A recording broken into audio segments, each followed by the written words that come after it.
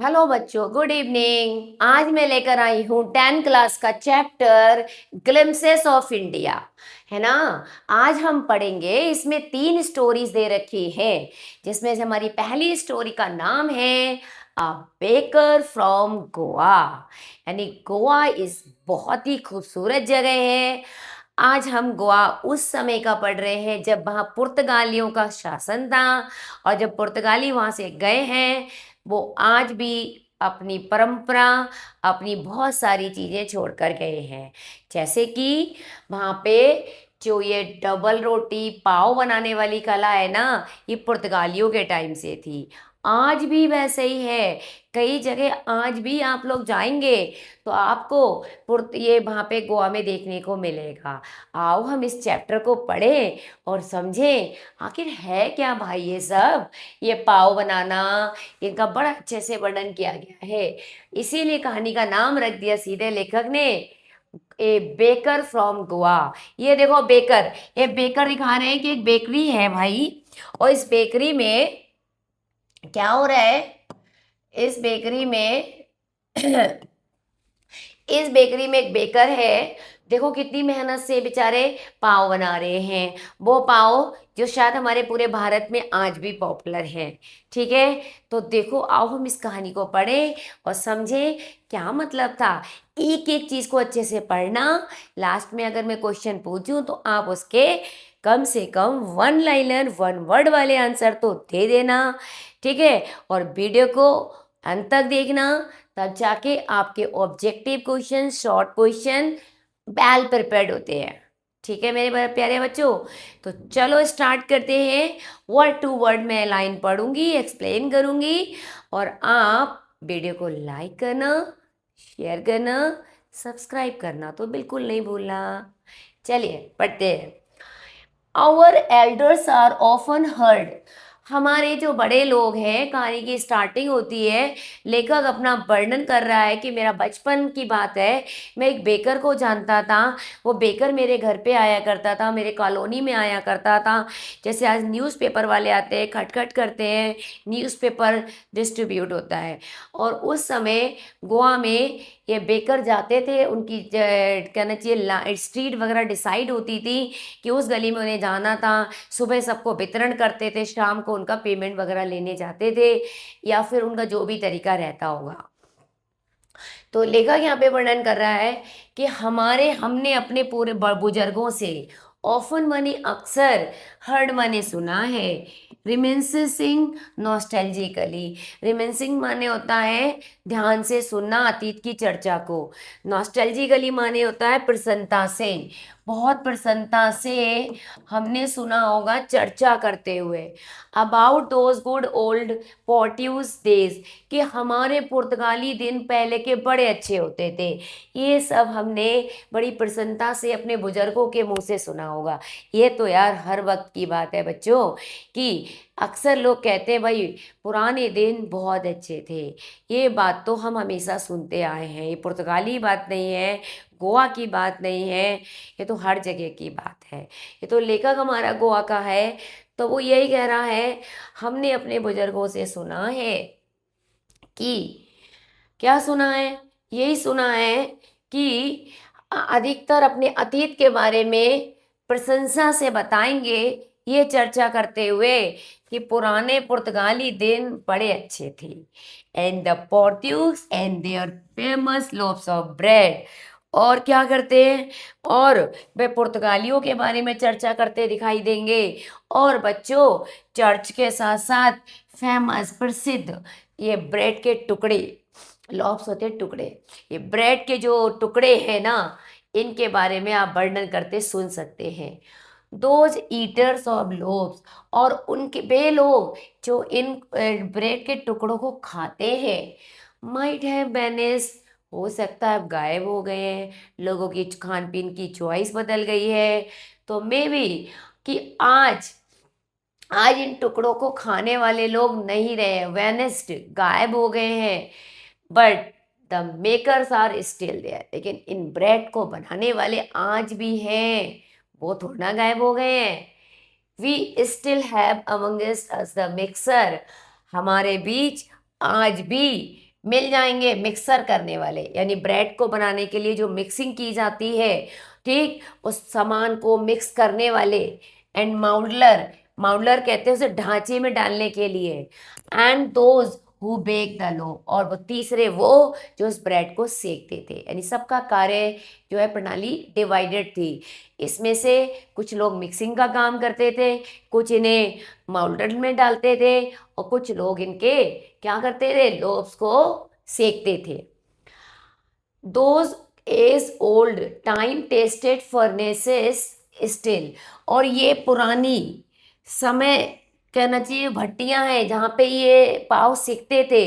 तो वो यही कह रहे हैं कि ये पाव बनाने वाली भट्टियों की आग आज भी एग्जिस्टेड, माने क्या हो गया है, ये वो यही कह रहे हैं कि आज ये भी मौजूद है ना, एग्जिस्ट है, आज भी मौजूद है ये पुराने भट्टियां जहाँ ये बनते थे।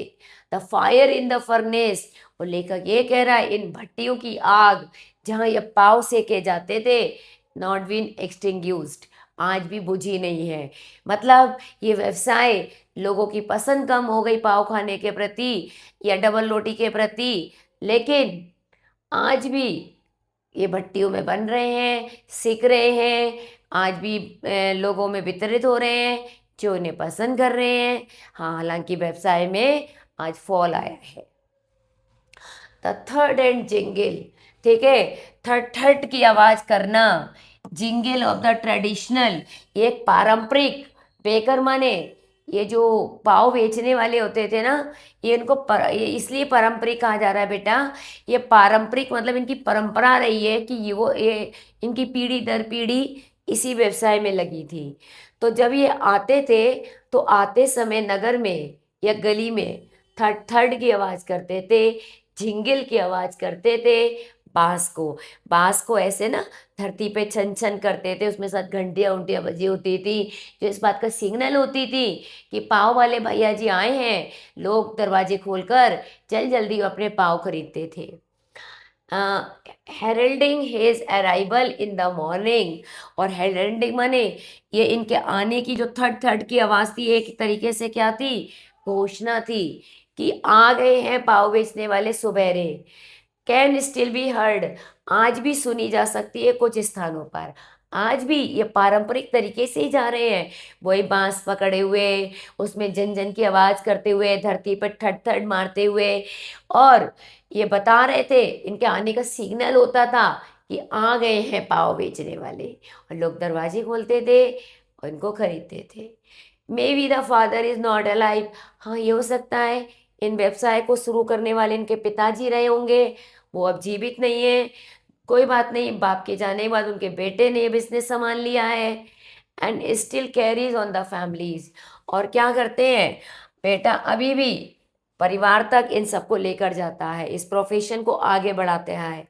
These baker are even today, आज भी इन बेकर को गोवा में आप जाएंगे ना, तो गोवा में इनका नाम मिलता है पैडर। ये आपका शॉर्ट क्वेश्चन बनता है कि पैडर किसे कहा गया है, तो आप ध्यान रखना, पैडर वो थे जो थर्ड और जिंगल की साउंड करते हो, ट्रेडिशनल बेकर होते हैं, मॉर्निंग में जाते हैं और अपने पाव को सेल करते हैं, ये इनके आने का सिग्नल होता है। दे आर कॉल्ड पैडर, इन्हें पैडर कहा जाता है गोवा में आज भी, ठीक है। देखो, ये एक पारंपरिक गोवा के गांव ब्रेड बनाने वाले का शब्द चित्र वर्णन है, जिसका अभी भी उनके समाज में महत्वपूर्ण स्थान है। हमारे बुजुर्ग अधिकतर अपने अतीत के बारे में प्रसन्नता से चर्चा करते हुए सुनाई पड़ते हैं कि हमने अपने पुराने अच्छे पुर्तगाली दिनों की, पुर्तगालियों की और उनकी मशहूर पाव के टुकड़ों की बातें करते अपने बुजुर्गों से सुना होगा। हाँ, हमारे बीच आज भी उन सामान को बनाने वाले, ढांचे में डालने वाले, टुकड़ों को पकाने वाले मौजूद हैं, और भट्टी की आग अभी तक बुझी नहीं है। पारंपरिक पाव बनाने वालों की लाठी की आवाज़, थड़ थड़ छनछनाहट, जो कि सुबह उनके आगमन का संकेत देती थी, अभी भी स्थानों पर सुनी जा सकती है। शायद आज इन व्यवसाय करने वाले पिताजी जीवित नहीं है, परंतु बेटा अभी परिवार के धंधे को आगे बढ़ा रहा है, और इन पाव बनाने वालों को आज भी गोवा में पाउडर पाउडर के नाम से जाना जाता है। चलिए नेक्स्ट वन देखते हैं।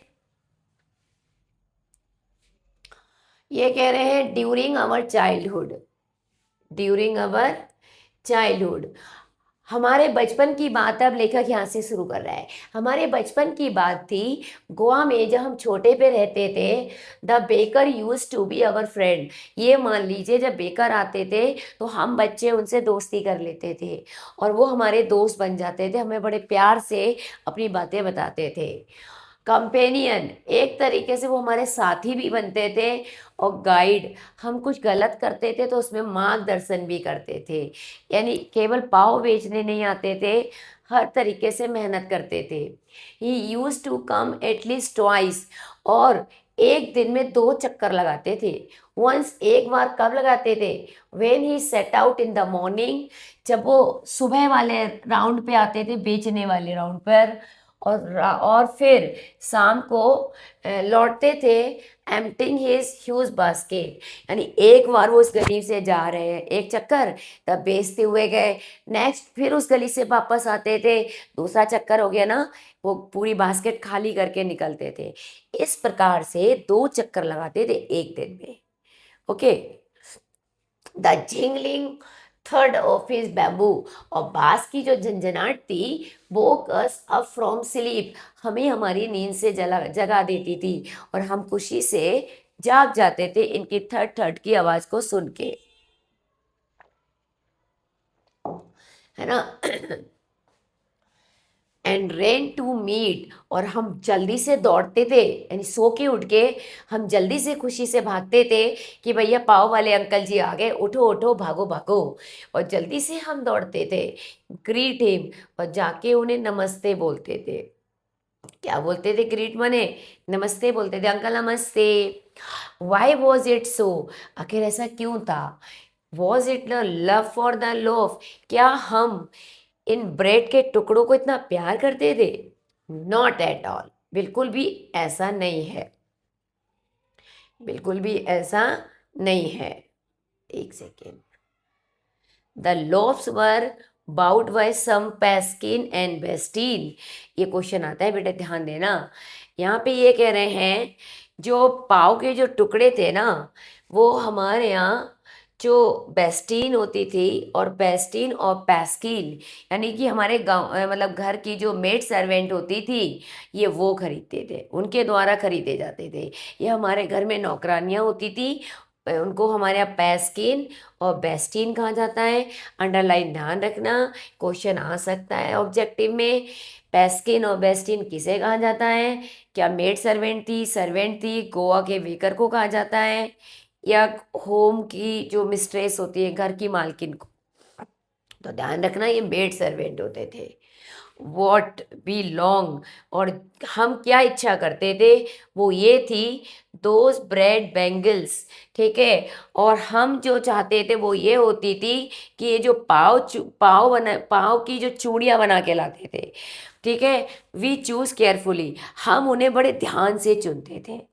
And sometimes it was sweet bread special make, और कभी कभी ये विशेष प्रकार की मीठी ब्रेड भी बना के लाते थे। तो ब्रेड ना हो गया, देखो कला हो गई पूरी एक।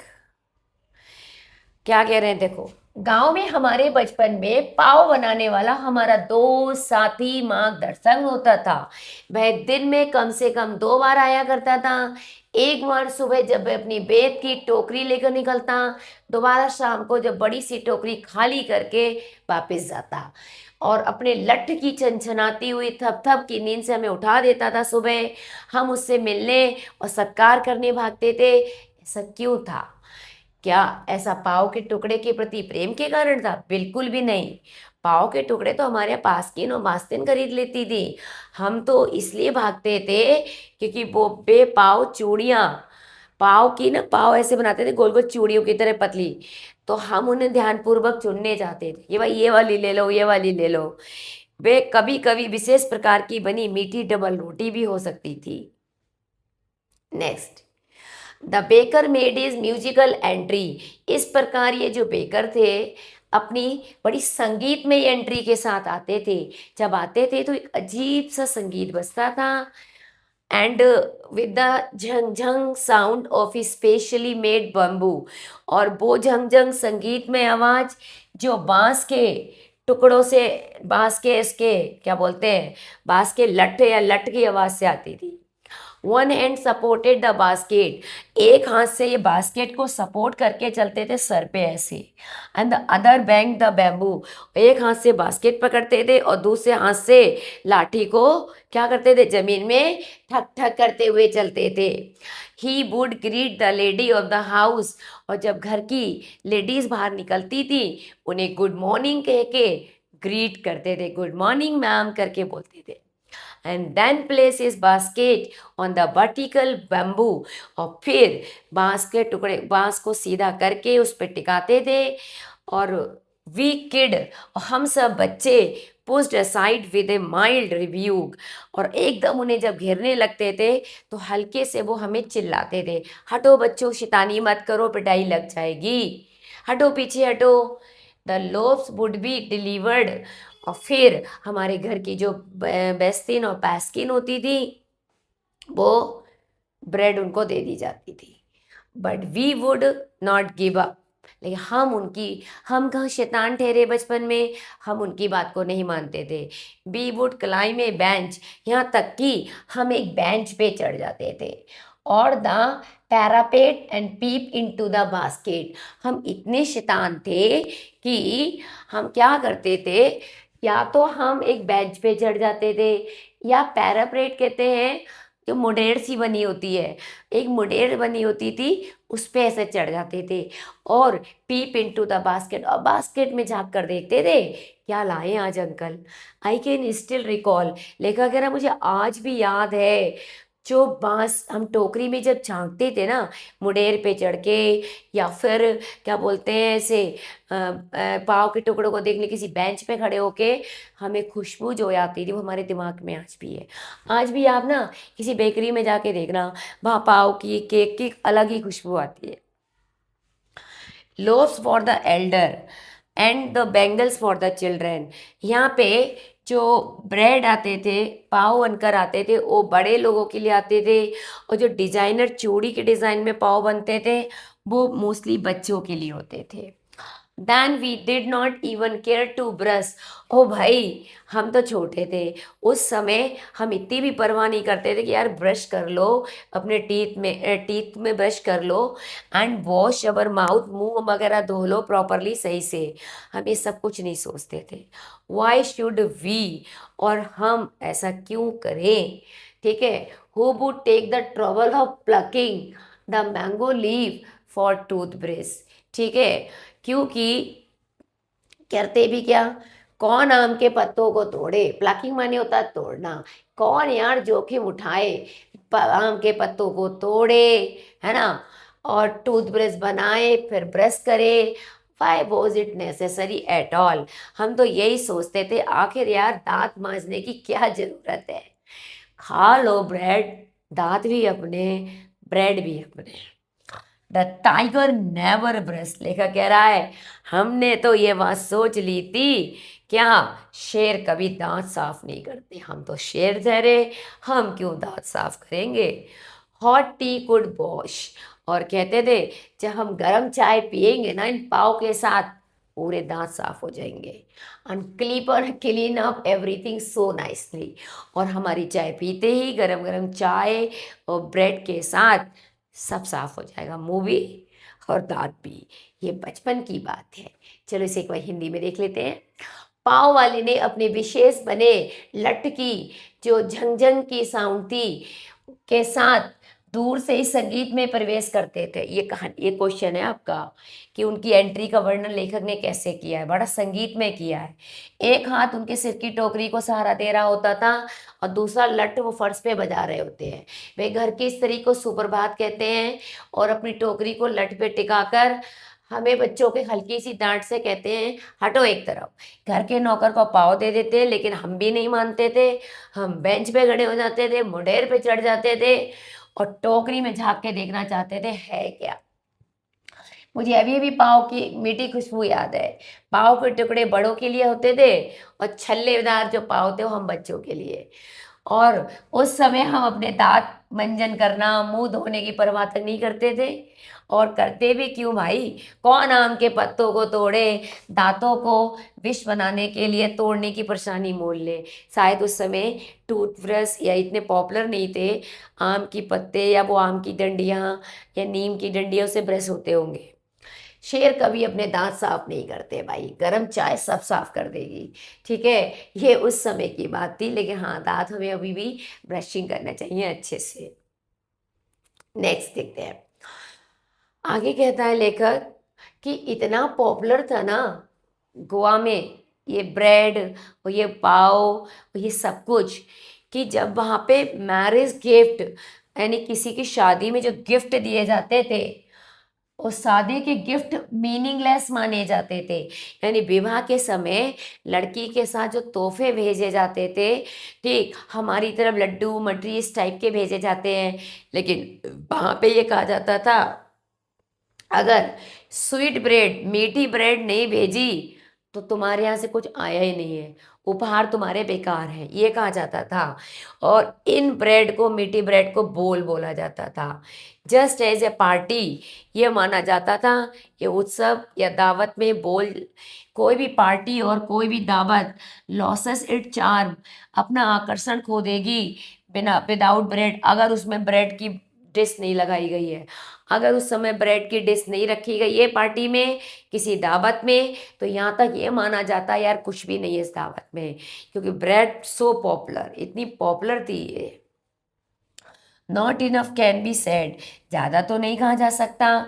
To show how important a baker can be, ये तो मैं ज़्यादा नहीं कह सकता आज आपको ये दिखाने के लिए कि कितना महत्वपूर्ण रहता होगा उस समय बेकर एक गांव के लिए। ये तो आप खुद ही अंदाज़ा लगा लीजिए, शादी के समय, पार्टी के समय, बर्थडे के समय, हर मौसम में, हर उत्सव में ब्रेड की इतनी उपयोगिता थी, तो एक बेकर जो उसको बनाते हैं उनकी कितनी उपयोगिता होगी आप खुद अंदाजा लगा सकते हैं। The lady of the house must prepare, यहाँ तक कि घर में जो महिलाएं थी वो खुद तैयार करती थी सैंडविच, ब्रेड से बने हुए sandwich. On the occasion of daughter's engagement, जब घर में किसी बेटे की इंगेजमेंट हो रही थी तो माएँ खुद तैयार करती थी ब्रेड के सैंडविच, इतनी इंपॉर्टेंट थी भाई ब्रेड। केक्स, बॉलिनहास, ये सब याद रखना, केक बॉलिनहास ये क्रिसमस के लिए महत्वपूर्ण उपहार वो थे डिश। और दूसरे त्योहारों पर भी ये केक है, बॉलिनहास है, सब ब्रेड से बनी चीज़ें हैं, बहुत पॉपुलर थी। इनके बिना तो ये सेलिब्रेशन ही नहीं माने जाते थे। इस प्रकार प्रेजेंस और बेकर्स फर्नेस, इस प्रकार एक बेकर का होना, उसकी भट्टी का होना गांव में बहुत ही ज़रूरी था, क्योंकि बिना बेकर के, बिना उसके वो सेकने वाले कहना चाहिए बेकरी के, कल्पना नहीं कर सकते इतने बड़े लेवल पे हम इसका महत्व समझ पाते।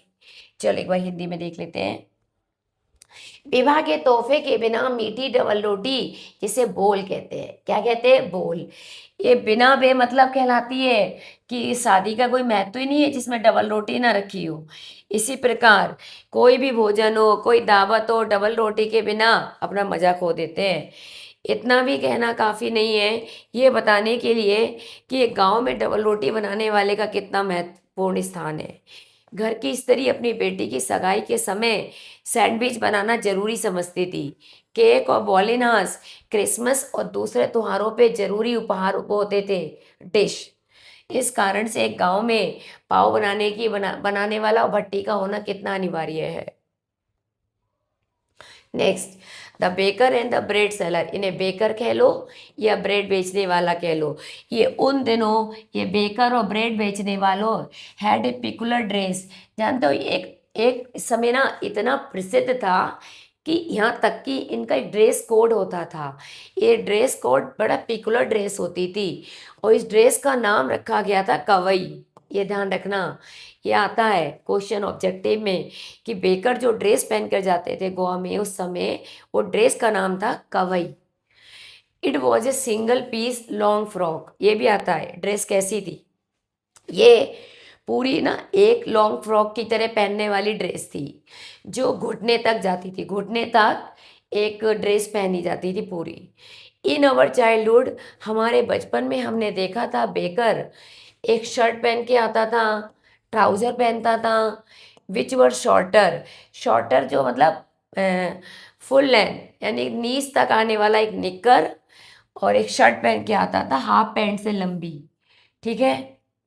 Even today anyone who wear, आज भी अगर कोई हमारे यहाँ हाफ पैंट पहन लेता है ना, जस्ट बिलो द नीज, बस घुटने से नीचे होनी चाहिए, तो हमारे यहाँ लोग उसमें कमेंट मारने लगते हैं, अरे भैया तुम तो पैडल लग रहे हो, तुम तो ऐसा लग रहा है पैडल हो, शर्ट पहने हो, घुटने से नीचे वाली ड्रेस। यानी ऐसी ड्रेस पहनना एक इनकी परंपरा बन गई थी, इनका वो बन गया था सिंबल, कि ये ड्रेस पहनने वाले यही व्यक्ति होते हैं। इसे हिंदी में दिया है, पढ़ लेना। नेक्स्ट देखते हैं। The baker usually collected his bill, और ये बेकर जो होते हैं अपने बिल इकट्ठे करते थे महीने के अंत में आके, यानी पूरे महीने शायद ब्रेड बांट दी जाती थी, बाद में महीने का बिल आता था। Monthly account use to be recorded, पूरा महीने का रिकॉर्ड एक दीवार पे पेंसिल से लिख दिया जाता था। ये इस गली में सुनीता विलियम्स रहती हैं, इनका इतना ब्रेड गया, इनका इतना बिल है, यानी दीवार पे पेंसिल से लिख देते थे। Baking was Indeed A profitable business, वाकई में उस समय ये पाव बनाना बढ़िया बिजनेस कहलाता था। The baker and his family, ये समझ लो इतना बढ़िया कमाई होती थी, बेकर उनके परिवार कभी भूखमरी का शिकार नहीं हो सकते थे। ही और हिज फैमिली, बहे हुए उनका परिवार, उनके नौकर चाकर, लुक्ड हैप्पी, इतने धनी संपन्न थे, खुश रहते थे, इतनी बढ़िया कमाई होती थी, प्रॉस्पेरस समृद्धशाली रहते थे। देयर प्लम फिजिक, और प्लम फिजिक कहते हट्टे कट्टे होते थे, सूखे सखे नहीं होते थे ये लोग। ये टेस्टिमनी इस बात का सबूत थी कि अच्छा कमाई करते हैं लोग। इवन टुडे एनी पर्सन, आज भी कोई व्यक्ति जैक फ्रूट माने होता है कटहल, कटहल की तरह मोटा, क्या व्यक्तित्व वाला है, मोटे पेट वाला है, तो ये तुलना की जाती है, यार तुम तो बेकर बन गए हो, क्या बन गए हो, ब्रेड पाव बनाने वाले लग रहे हो, एक बेकर बन गए हो। ठीक है, ये मैंने इसको हिंदी में दिया है, एक रीडिंग लगा लेना। ठीक है, तो ये था आज का पूरा चैप्टर। कैसा लगा आपको, समझ आया, कमेंट बॉक्स में ज़रूर बताइएगा। से जल्दी ही इसका सेकंड पार्ट मिलेगा। इससे पहले कि अगर आपने भी चैप्टर नहीं पढ़े हैं तो प्लीज़ प्लीज़ सारे लोग डिस्क्रिप्शन बॉक्स में लिंक दिए होते हैं, जाके विज़िट करिए चैनल पे, सारे चैप्टर समझ लीजिए, बस लग जाइए मेहनत पे। ठीक है मेरे प्यारे बच्चों, चैप्टर यहीं तक बंद करते हैं। Good night.